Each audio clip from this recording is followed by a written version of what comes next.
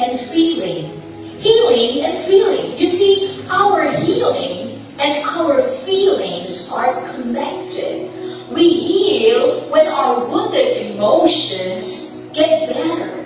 Now, I know we all have emotional scars, but Jesus can take those scars and turn them into stars. We read in the book of Hebrews about our high priest, Jesus Christ. He is in heaven right now. He is our high priest. And Hebrews 4:15 says, we don't have a high priest who's out of touch with our reality. He's been through our weakness and our testing. He experienced it all but sin. So let's walk right up to him and get what he is so ready to give. Take that mercy and accept the help that he wants to so give us. Jesus, he was truly God, yet he was truly man.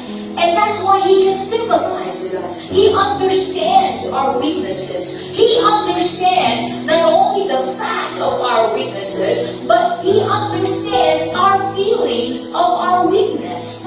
Jesus knows what it is like to feel frustration and anxiety and sadness and rejection and anger and pain and hurt.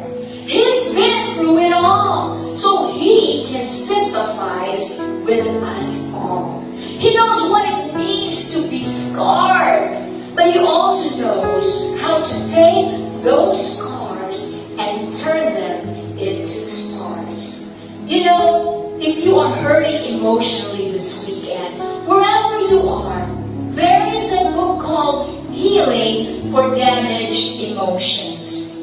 And in this book, the author believes one of the most damaging emotions that causes the most damage in our lives is a feeling of inferiority. Ever feel that?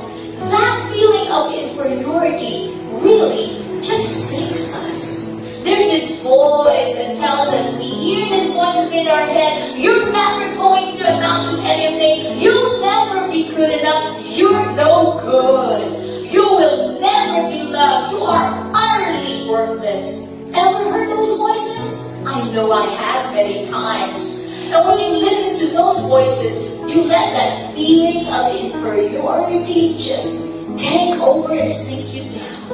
And it paralyzes your potential. It destroys your dreams. It ruins your relationships. And it takes you from reaching your promised land. But if you allow God to begin working on that scar, Jesus knows how to take those scars and turn them into stars.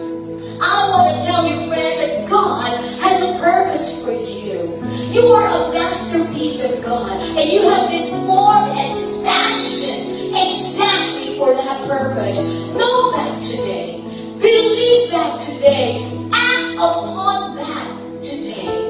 If you're not sure how, I tell you that it is only through Jesus that you can. Jesus said he gives peace, not as the world gives.